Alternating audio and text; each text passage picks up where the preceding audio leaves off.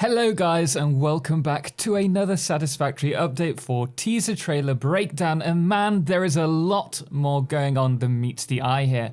But we've got a lot to get through because there are some really big changes coming to Uranium. And remember, if you enjoy the news coverage of Satisfactory, be sure to hit the subscribe, as we'll be covering any news updates we know of, as well as future guides on the update. The opening shots screen the first major change, which was suspected all along. The blender will be used for the uranium refinement, which brings in itself an interesting change. And I should also mention, look to the right and I believe we can actually see a pressurizer in the background, but I could be mistaken. So quickly, let's look at how nuclear is currently done and then compare the changes with what we see. Initially, you need to place sulfur and water in a refinery to create sulfuric acid, which then goes to another refinery with uranium to become uranium pellets before heading to an assembler to produce encased uranium cells.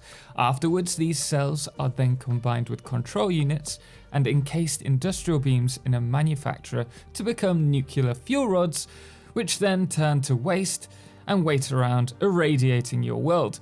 That in itself is quite a mouthful, but we have got some big changes coming to this.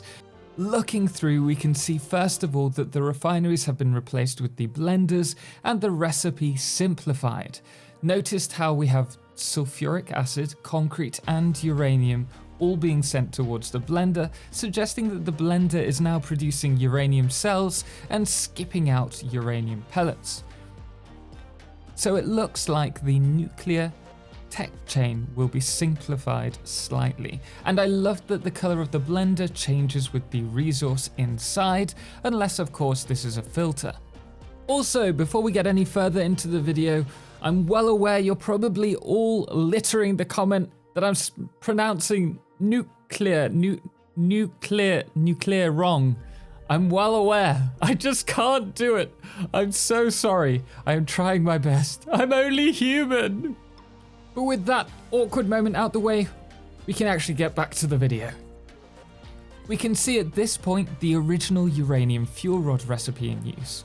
The encased uranium cells from the blender, encased industrial beams, and the control rods. These obviously then go to the nuclear power plant to be used. And this is where things get really interesting. Like I mentioned in many videos previous, we have nuclear waste recycling now confirmed using the Purex method. How we get plutonium is by, I've done a bit of research here. For nuclear fuel, nuclear reactors, nuclear fuel rods, you use uranium. You enrich it and then you use it in a reactor.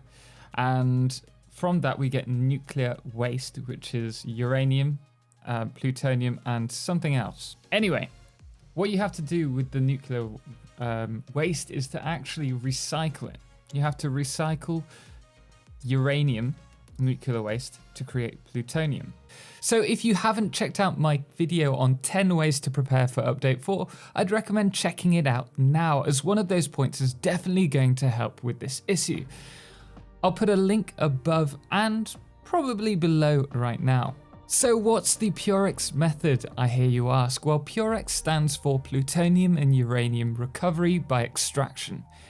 In the game, this requires silicon, nuclear waste, and liquids, probably nitric acid or another aqueous solution used to extract the plutonium element.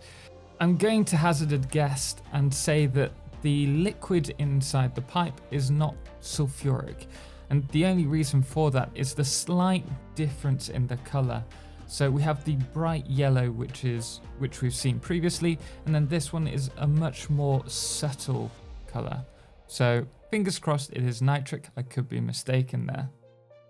Now I'm not sure if the second liquid input is being used here, but it's something to bear in mind.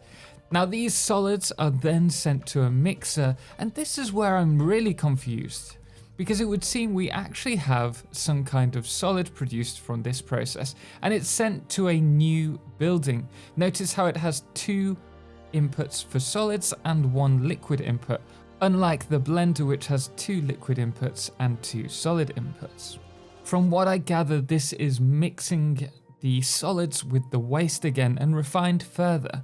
So could this new building be a centrifuge or something different specific to refinement? Well, if you do have any idea, please do let me know below. I'm sure it will be helpful to both myself and anyone else watching this video. Regardless, we do now have what I believe to be plutonium pellets, which are combined with concrete in assemblers to become what looks like encased plutonium cells. These are then combined with radio control units, steel beams and heat sinks to become plutonium fuel rods, which are then used in the nuclear reactors to be used before plutonium waste is then sent to, well, nowhere in this case. There's no storage at the end. Well, perhaps if we go back a little to this glitchy moment, perhaps it will give us a clue. Here we can see Snut and Jace in front of what looks like a vault, which I believe is part of their new studios. I actually had a weird dream that they locked me up in there. But this image has not been shown off before, and it has actually been confirmed to be part of a different video, which is perhaps for the opening of the trailer for the release of Update 4 during their live stream, which will be on the 16th of March, which you should all watch because I'm sure they've got a lot planned. And don't worry, I will be eagerly watching there too. But returning to the vault, could this suggest that there is a nuclear storage or vault that is on its way to safeguard us from all that deadly radiation, especially knowing that plutonium waste is going to be much more concentrated than the uranium nuclear waste? So let me know your thoughts below. Are you excited for these changes? Are you pleased with what they've hinted at so far? Or are you left wanting more? I must admit that personally there's so much cool stuff that we've got coming that I really can't wait to play around with it in my new Let's Play series, and we'll probably cover everything that we know about Update 4 sometime this week, as there's just so much stuff to take in. There's the power changes, gas, later tier balances, several new buildings and nuclear power. I mean, I'm really looking forward to sinking my teeth into this update. Great work, devs.